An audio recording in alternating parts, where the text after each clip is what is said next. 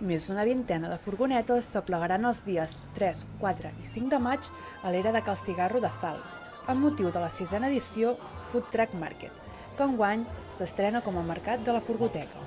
Un total de 15 membres de l'associació Girona Food Truck oferiran una gran varietat gastronòmica, des de menjar basc, italià, asiàtic o bé la tradicional cuina catalana.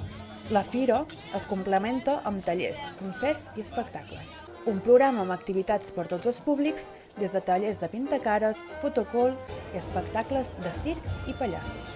És una fira per nosaltres ja consolidada, que a banda també de les furgoteques, dels food trucks, el que també volem és dinamitzar un espai i per tant que no només passin coses de menjar, sinó també que passin coses i diferents activitats vinculades amb la música, amb l'activitat també infantil per poder treure famílies i una mica la voluntat aquesta que aquesta sigui una fira no local, sinó que sigui una fira més comarcal i del territori.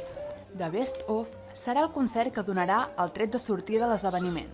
Un grup de versions amb Miquel Abres, Toni Molina i Carlos Ramió que oferiran música dels anys 80 i 90.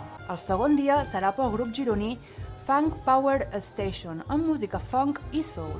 I per últim, Coco, un grup de música femení de Girona.